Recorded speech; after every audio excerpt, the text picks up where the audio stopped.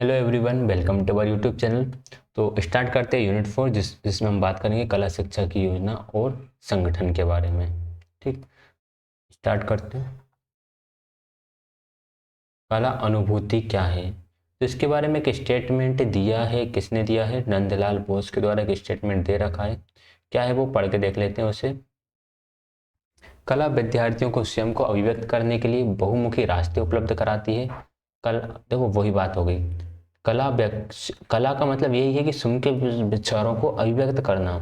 अब अभी आप बोलकर अभिव्यक्त कर रहे हो, अब अपने बोलने के अलावा किसी अन्य माध्यम से अभिव्यक्त करो। कुछ पेंटिंग ड्रॉ करके करो, हो सकता है कि आप नृत्य करके कर सकते हो, कविता लिखकर कर सकते हो। आनंद के संदेशों को पाने और संचारित करने के उपकरण के रूप में भाषा की अपनी सीमाएं हैं, इसलिए यह कला के निरूपण संगीत और नृत्य के द्वारा संपूरित किया जाता है। यह स्टेटमेंट बोला किसने? नंदलाल बोस ने। आगे आते हैं। कला अनुभूतियों के माध्यम से बच्चा अमूर्त विचारों का दृश्य अभिव्यक्ति सृजित करता है। कला अनुभूति के क्षेत्रों को शामिल करना चाहिए। कला अनुभूति के क्षेत्रों को किस किस में अनुभूति के जो क्षेत्र हैं वो क्या क्या शामिल करेंगे? सबसे पहला कि वह संसार शामिल करेंगे जिसमें वह रहते हों, जिसे वह जानते हैं। लोगों और वन्य जीवों को शामिल करेंगे। स्वप्न, चित्रों और रहस्यों को शामिल करेंगे। तो ये चीज़ें हम कला में शामिल कर सकते हैं। इसके अलावा कला अनुभूति की योजना शामिल करती है। कला अनुभूतियों की जब आप ये प्लानिंग करोगे तो इसमें आप किस किस को इंक्लूड करोगे? एक विचार कि क्या करना है, एक ऐसा विचार उसमें होना चाहिए कि जिसमें पता हो कि आपको क्या करना है। उत्प्रेरक के रूप में सामग्रियों और उपकरणों का प्रयोग करना। स्थान और समय का संगठन करना। समर्थित पर्यावरण सृजित करना। प्रदर्शन क्षेत्र के लिए एक दृष्टिकोण का होना। और कार्य के दौरान और समाप्ति के बाद मूल्यांकन के लिए अभिलेख रखना। तो इन चीज़ों को हम शामिल करेंगे किसमें? कलानुभूतियों की योजना में। आगे ये जो चीज़ें हैं, ये चीज़ें ऐसी है, मतलब अंडरस्टूड है, इसलिए मैंने इनको हाईलाइटेड नहीं करा। आप चाहें तो पढ़ सकते हैं। बहुत छोटे बच्चे प्रतिदिन कक्षा के लिए समय दे सकेंगे क्योंकि उनका ध्यान विस्तार छोटा होता है। उनका अनुभव अंतिम 5 से 10 मिनट तक का होगा। वैसे हमने पहले पढ़ा है कि जो बच्चे हैं वो 10 से 15 मिनट से ज़्यादा एक जगह अपना ध्यान नहीं हटा सकते, लेकिन यहाँ पर 5 से 10 मिनट का भी लिखा हुआ है कला के बारे में कि बहुत छोटे बच्चे जो होते हैं वह उनका जो अटेंशन स्पैन जो है वो 5 से 10 मिनट का होता है। 5-10 मिनट तक ही वो एक जगह अटेंशन के साथ रह सकते हैं। कला अनुभूतियों के लिए सामग्री अपेक्षित हैं। ये किस कला की अनुभूति के लिए आपके पास कौन कौन सी सामग्रियां होनी चाहिए? देखो, एक यहाँ लिखा है दृश्य कला के लिए। दृश्य कला के लिए आप क्या क्या चीज़ का उपयोग कर सकते हो, मतलब कि किन किन चीज़ों को हम दृश्य कला के अंतर्गत रख सकते हैं, ये हमें बताना है। तो हम चित्रकला को दृश्य कला के अंदर रख सकते हैं। पेंटिंग हो गया, छपाई हो गया, अल्पना या रंगोली हो गया, शिल्प हो गया, कोलाज हो गया।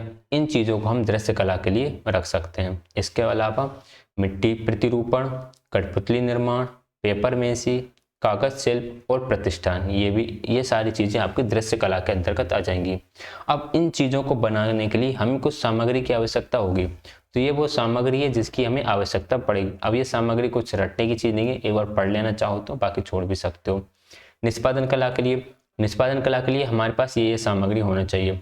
मोतियों की माला के रूप में, कागज के आभूषण में, पारंपरिक साड़ी, सामान्य रूप से बजाए जाने वाले वाद्य यंत्र, विभिन्न पृष्ठ पट बनाने के लिए कागज, फूलों, पत्तियों, मोम और मिट्टी से निर्मित आभूषण, विभिन्न मुखौटे, साज सज्जा के लिए क्रेप पेपर, विभिन्न उपकरण, विविध प्रकार की कठपुतलियां, माइक या ध्वनि व्यवस्था, या फिर विविध प्रकार के कपड़े। ये जो सारी चीजें हैं, इन सारी चीजों का से हम अपनी निष्पादन कला को प्रदर्शित कर सकते हैं, यानी चीजों को परफॉर्म कर सकते हैं। ठीक है, इसके लिए एक शिक्षक के माइंड में कुछ चीज़ें होनी चाहिए कि जो सामग्री है वो सुरक्षित हो, बच्चों बच्चों को उससे किसी प्रकार का नुकसान नहीं होना चाहिए, ज़्यादा महंगी ना हो, उनकी डेली लाइफ से रिलेटेड हो, ये सारी चीज़ें। इसके बाद आएगा कला अनुभूति के लिए स्थान और सामग्री कैसे संगठित करें। यह शिक्षक की संवेदनशीलता पर निर्भर करता है कि कितनी अच्छी तरह से विद्यार्थियों की ज़रूरत का प्रबंध करता है। अब ये वही टीचर पे डिपेंड करेगा कि वो जो जरूरी सामग्री है कला के प्रदर्शन के लिए, चाहे वो दृश्य कला हो या निष्पादन कला हो, कितने अच्छे तरीके से उसका प्रबंधन करता है। सबसे पहले हम दृश्य कला की बात करें तो दृश्य कला के लिए सामग्री बच्चों, अभिभावकों, विद्यालय और समुदाय को शामिल करते हुए दृश्य कला के लिए उपयुक्त सामग्री का संगठन करना एक परामर्शी और सहयोगी प्रक्रिया है। रुचि और उत्साह बनाए रखने के लिए सामग्री और उपकरणों का एक नियमित और पर्याप्त आपूर्ति अनिवार्य है। बच्चों में इंटरेस्ट जगा रहे और साथ के साथ बच्चे उत्साहित रहें, इसके लिए जो सामग्री है वह नियमित प्राप्त होती रहे और वह पूरी तरह से प्राप्त हो। ऐसा नहीं कोई चीज़ छूट जाए, कुछ चीज़ आधी प्राप्त हो, वो सब चीज़ पूरी तरह से प्राप्त हो जाए।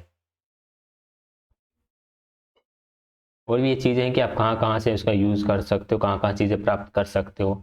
ये चीज़ें चाहे तो आप पढ़ सकते हैं, मैं तो कहूँगा आप इसे स्किप ही कर दीजिए क्योंकि यहाँ से एग्जाम में क्वेश्चन बने भी नहीं है और यहाँ से एग्जाम में क्वेश्चन बनने के चांसेस भी इतने ज़्यादा है नहीं। पारंपरिक स्तर पर कला अनुभूति का संगठन और सरलीकरण, पिकासो का एक स्टेटमेंट है, थोड़ा सा इंपॉर्टेंट हो जाता है। पिकासो ने लिखा है कि प्रत्येक बच्चा एक कलाकार है, यानी कि हर एक बच्चा आर्टिस्ट है। हर एक बच्चा आर्टिस्ट है, हर एक बच्चे के अंदर कलाकार है। कला एक रुचिकर तरीका है जिसके माध्यम से हम बच्चों की वृद्धि के विकास को अंकित कर सकते हैं।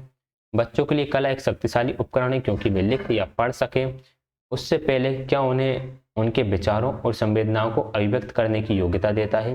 कला कार्य का मूल्य प्रायः हजारों शब्द जितना होता है। ये स्टेटमेंट इंपॉर्टेंट है। ये जो स्टेटमेंट है ये स्टेटमेंट आ चुका है एग्जाम में। DSSS में आया कि नहीं आया ये मुझे कंफर्म नहीं है, बट ये किसी एग्जाम में आ चुका है। ठीक है, कि एक चित्र हजारों अक्षरों के बराबर होता है, हजारों शब्दों के बराबर आता है, ऐसा कुछ करके एग्जाम में क्वेश्चन आया हुआ है। तो यहाँ से ऐसे क्वेश्चन बनकर आ जाते हैं। कला गतिविधि के संगठन में अंतर्विष्ट है। क्या क्या चीजें अंतर्विष्ट मतलब कि उसमें मिली हुई है, उसमें घुली हुई है। एक कला जो अधिगम को सम्मिलित करता है जिसे प्रत्येक कला रूप के लिए लागू किया जाता है। दृश्य कला, संगीत, नाटक, प्रवेश क्षेत्र, विस्तार, ये चीजें जो है एक लक्ष्य जो अधिगम को सम्मिलित करता है वो उसमें अंतर्विष्ट है। दृश्य कला, संगीत, नाटक, नृत्य, प्रत्येक क्षेत्र में विस्तार, ये भी आपके उसमें कला गतिविधि के अंदर ही अंतर्विष्ट है।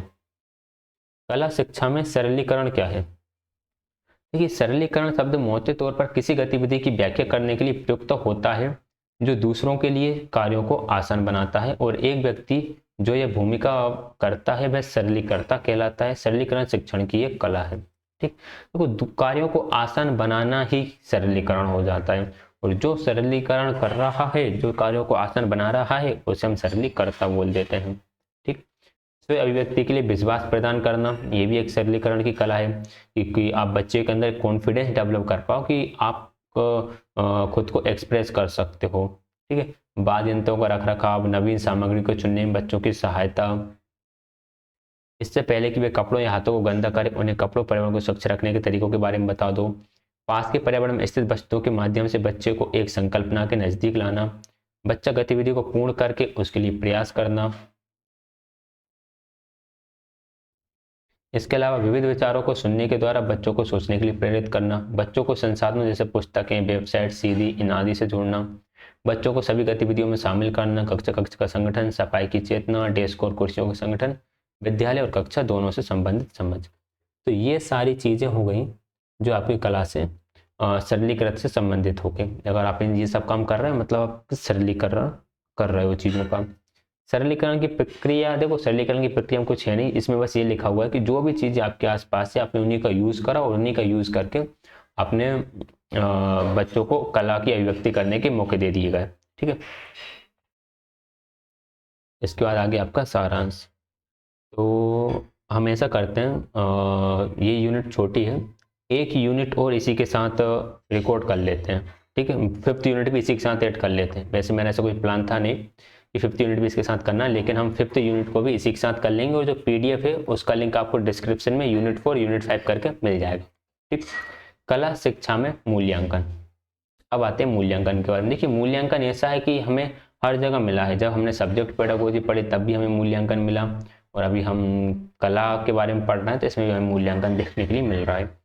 कला शिक्षा में मूल्यांकन का अभिप्राय। कला शिक्षा में मूल्यांकन का क्या अभिप्राय है? मूल्यांकन एक बच्चे के कार्य की योग्यता या मूल्य का व्यवस्थित निर्धारण है। प्रत्येक चीज जो बच्चा सोचता है, जरूरतों को अभिव्यक्त करता है, को मूल्यांकित किया जा सकता है। यह विस्तार का पता लगाने की प्रक्रिया है जिसका इच्छित परिवर्तनों ने स्थान ले लिया है। तो कुल मिलाकर मूल्यांकन की एक डेफिनेशन यहाँ पर दी थी कि बच्चे के अंदर जितनी भी एबिलिटी है उसका व्यवस्थित निर्धारण ही मूल्यांकन होता है। ठीक है, प्रत्येक चीज जो बच्चा सोच रहा है, अपने आप को अभिव्यक्त कर रहा है, मूल्यांकित कर रहा है, ये सारी चीजें उसी में आ जाएंगी। बैगोस्की के अनुसार एक शिक्षक का कार्य बच्चे को उसके वर्तमान स्तर से संभाव्य स्तर तक लाना है। तो एक शिक्षक का कार्य क्या हो गया कि बच्चे को वर्तमान स्तर मतलब कि बच्चा अभी किस लेवल पर है, हमें उस लेवल से बच्चे को उठाकर ऊपर तक के लेवल पर जाना है। मतलब संभावना क्या है, किस लेवल तक बच्चा डेवलप हो जाता है, वहां तक लेकर जाना है। यद्यपि मूल्यांकन का उद्देश्य, हालांकि मूल्यांकन का उद्देश्य कुछ इस तरह से है, एक समय अंतराल में बच्चे ने जो प्रगति की उसका पता लगाना, जैसे कि एक विशिष्ट विषय का ज्ञान, दृश्य निष्पादन कला का सृजनात्मक अनुभव, किसी की संकल्पनाओं के बोध की सृजनात्मक अभिव्यक्ति, बच्चे में सॉरी थोड़ी सी खांसी है,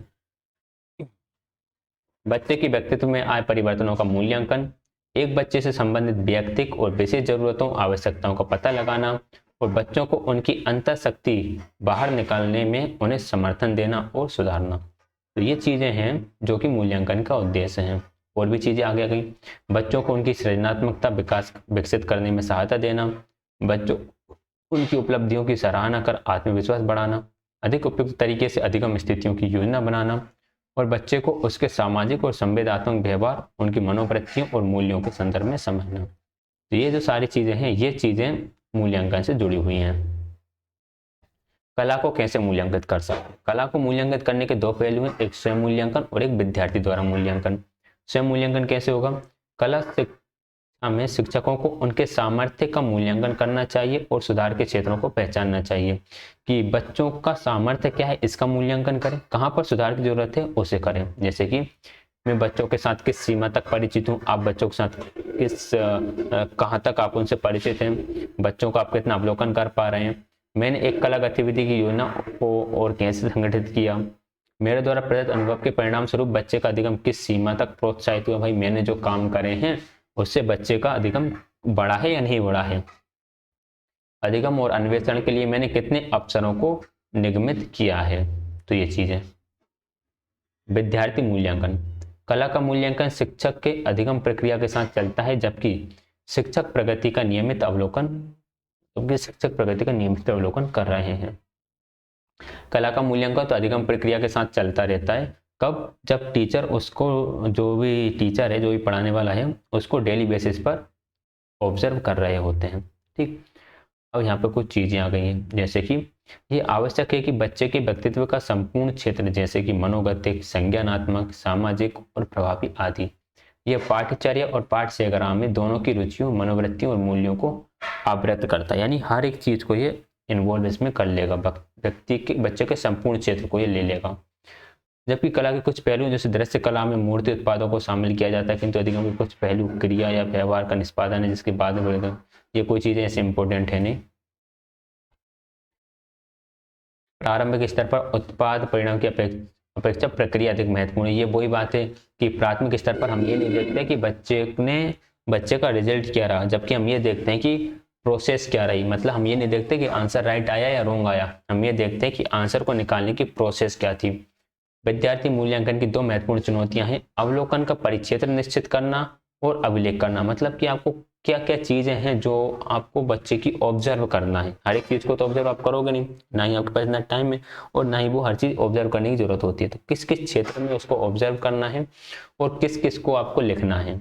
अभिलेख करना मतलब कि उसको डॉक्यूमेंट से बनाना, मीन्स उसको कहाँ तक आप लिख सकते हो। कलाकार का अंतिम उत्पाद बच्चे की अभिव्यक्ति, सक्षम और कला के विकास का सिर्फ एक आंशिक दृश्य देगा। कलाकार का अंतिम उत्पाद क्या देगा कि बच्चे की अभिव्यक्ति किस तरह की रही, बच्चे का कला में विकास क्या हुआ, इसका सिर्फ एक छोटा सा आंशिक दृश्य देगा। केस अध्ययन, केस स्टडी का यूज किया जाता है। इसका उद्देश्य कौशलों और कला के ज्ञान का निर्णय करना नहीं था, बल्कि भागीदारी, सहयोग, विवेचनात्मक सोच और उसके पैमाने थे।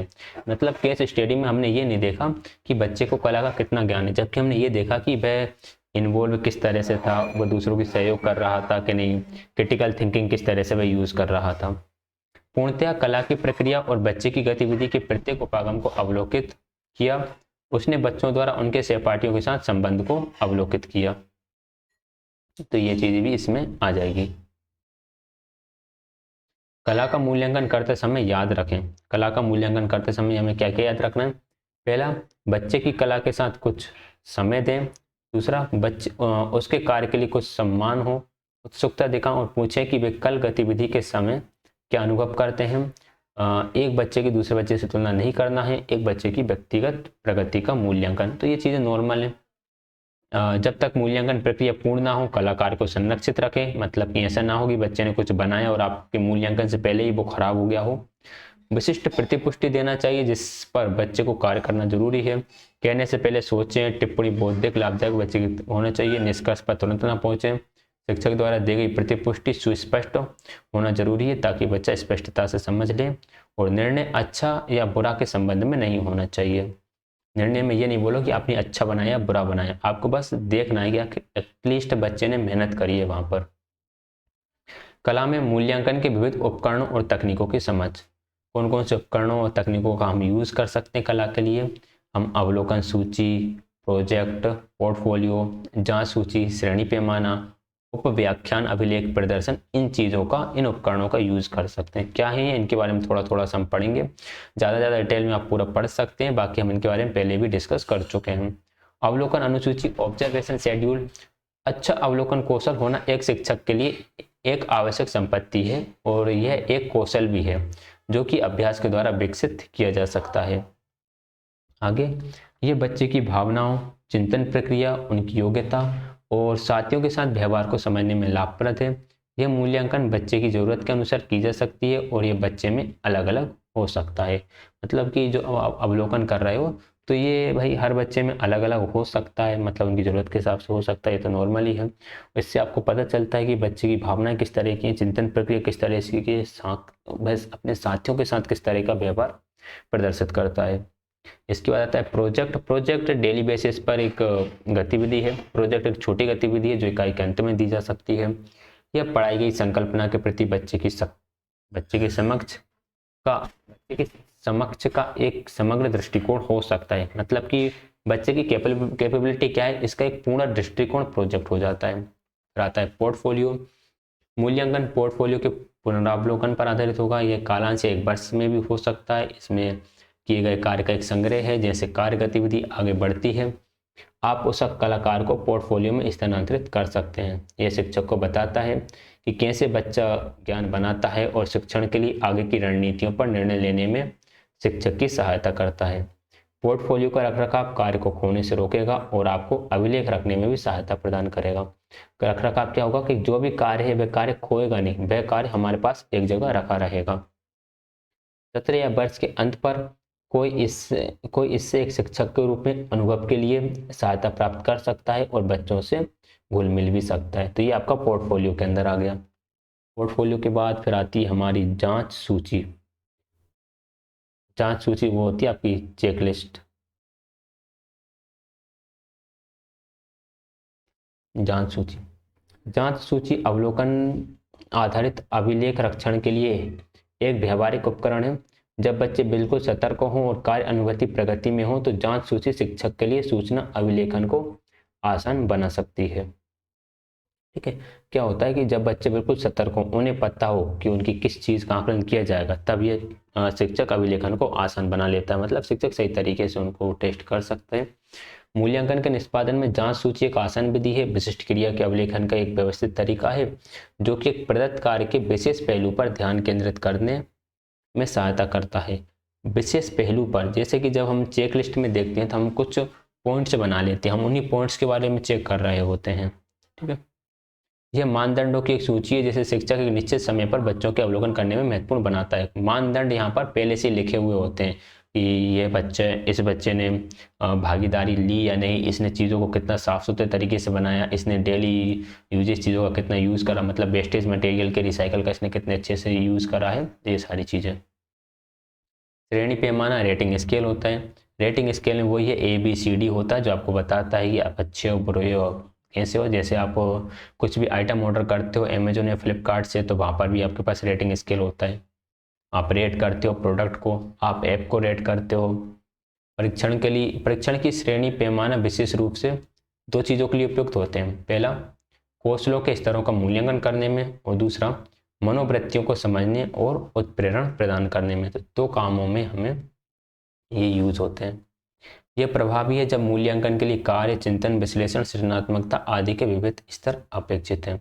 जब भाई इन चीज़ों के बहुत सारे स्तर होते हैं तब हम इस प्रणाली का यूज कर रहे होते हैं, जिसमें हम देखते हैं कि चीज़ अच्छी है, बहुत अच्छी है, बुरी है, बहुत बुरी है, और भी बहुत सारी चीज़ें। एनेक्डोटल रिकॉर्ड, देखो एनेक्डोटल रिकॉर्ड में एक छोटी सी बच्चे के जीवन की कोई घटना हो सकती है, एक छोटा सा कार्यक्रम हो सकता है, उसको उसमें हम लिखते हैं। यह विशिष्ट घटनाओं, विशेष रूप से रुचिपूर्ण या मनोरंजक प्रगति के कार्यक्रम का एक छोटा लेखा जोखा होता है।